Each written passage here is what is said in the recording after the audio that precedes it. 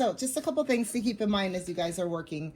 I have my willow here. Again, it's part of this package here. So I just took one out. When you go to shade your willow, you don't want to shade like this. Okay, so you don't want to do far apart like that, because when you go to smudge this, all those gaps are going to be in there. So you want to avoid that.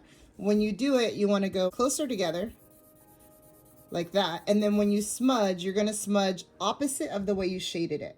So if I went this way, then I can either smudge this way or I can go in a circle. Okay, so you can go in a circle or you can go this way, either way. And that's going to give you that fill kind of that you're looking for there. Okay, so that's with the willow. You don't need to do all this where you cross hatch. It speeds up the process super quick because you just lay it down, smudge it out. Okay, unlike graphite where you have to do all the cross hatching. So that's that one. I have charcoal pencils here. Okay, and I just want to show you how to sharpen that. This is how they come standard. Sometimes what I'll do is I bullet tip them like this, and then I can use a pencil sharpener to get it sharp, or use my sandpaper. So let me at least show you how to do that. So what you do is you take your knife like this. Okay, I'm right-handed, so I have the knife in my right hand. And then I'm going to use a trash can. So imagine this is a trash can right here. Aim down, and then you're going to chisel this from back here. Pull this down like this. And then just rotate. So you're taking little pieces off. Okay, just little pieces off. And you're going to rotate. So go back here. Keep your fingers out of the way. So don't do that. Keep your fingers out of the way. And then just peel. That's why you do it over a trash can. So anything that comes off is not flinging around your desk like it is for me. Okay. And then you just keep rotating until you see the actual charcoal exposed. Okay. And I'm pushing down a little bit and out. All right, so I'm just going to continue to kind of move around away from the parts that I see the black. And now I'm doing a very light pressure just to kind of get the glue. There's some glue stuck on there, okay? And so I'm just trying to get that off. So very light pressure. And you can see if there's a crack when you're working. And so you'll know that if it's broken or not, okay? Now let's say you had been working with this pencil so it no longer has a tip at the end, okay? I'll show you how to use the sandpaper for that. So I'm just going across, getting some of this extra bond of glue off of here until I have a nice bullet tip, okay? Then recap your blade. Obviously, you don't want to stab yourself, okay? Then take your sandpaper, okay? And this sandpaper was used already for like Conte. It was used for white charcoal, so you don't need another one. You can use the same one, okay? And when you do this, you're just aiming down like that, and you're gonna go this way. Notice the writing here. You're gonna spin it as you do it, okay? Go at a little bit of a 45-degree angle. So if I turn it, let's see, this way, I'm a little bit of a 45-degree angle as I'm working, okay? So I'm gonna go this way, and then you'll see me turning it with my hand. It's already pretty sharpened, so I don't need to do much. Also, what you can do is if you have a pencil sharpener, you can take this and put it in a pencil sharpener. I have a mechanical one, and so that also gives you a nice tip to it, okay?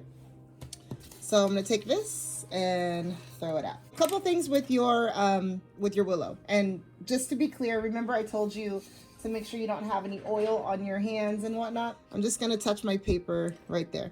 Now you may not see anything. I can see it right now, but you may not have anything on your hand. Like you can't see anything usually. And when you go to shade, that's if you have, you know, maybe sweaty palms. I'm just gonna kind of irritate my paper a little bit. Obviously my hands are dirty, but you'll see what happens. So as I got to shade this,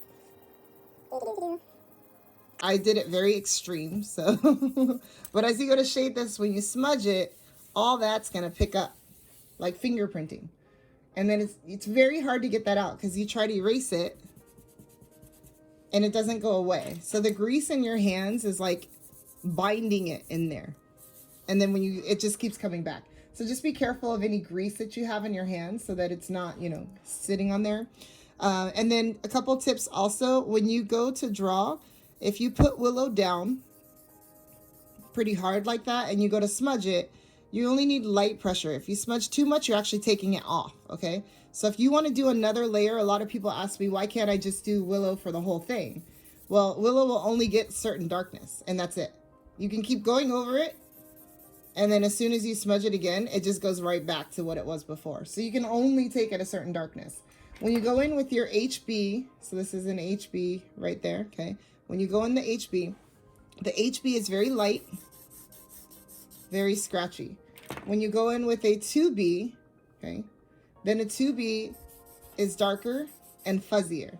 You want to make sure you don't jump too much around. So sometimes what I'll do is I'll put a little bit of an HB in there first. And any holes that are created, unlike with graphite here, you see the paper through. On this one, any holes that are created are filled with the willow. If you want to go darker, you go to a 2B. In the video, you're going to see me change from a 2B to an HB to a 2B to an HB to a 2B to an HB. And I try to show it in the video when I'm changing so you guys see it, okay? But that's basically how you're getting darker. If you need to erase, you can always erase with a kneaded eraser. Don't just go into it. You're going to need to press on it, rotate, and take it out, okay? And then clean your eraser by doing that.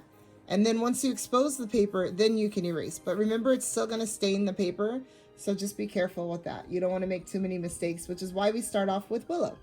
If you have a light application of willow, you can erase it, okay? If you have a hard application of willow, you cannot erase it. It tends to stain a little bit more, okay? Down there, little stains a little bit more. So don't draw too heavy when it comes to the willow. Keep it lighter. And there's another way to also soften using this. So you'll see me in the video using the blending stump. I have several of them. I just keep them dirty. You're not trying to compress like this. You're not trying to do a lot of pressure because you actually take out the charcoal. What you're only trying to do is just touch on that and move it around. And by touching and moving that around, it just makes it a little softer without taking all that charcoal up, okay? And then, of course, you can use your Tough Stuff eraser to erase out. If there's some things you need to pick out, maybe a shine or a detail or something like that, you can also draw with this. And as a matter of fact, I draw with this a lot in terms of lighting it. So you can actually shade with the eraser to lighten it up. And you're basically cross-hatching with an eraser to just lighten that up. I'm not trying to scrub into it like this to take it out. I'm just trying to lighten it up. So you're actually shading with an eraser. So you can see the difference between that and that down there. So just a few tips as you're working. Just wanted to show you guys that. And then the video will explain a little bit more about how to do that sphere.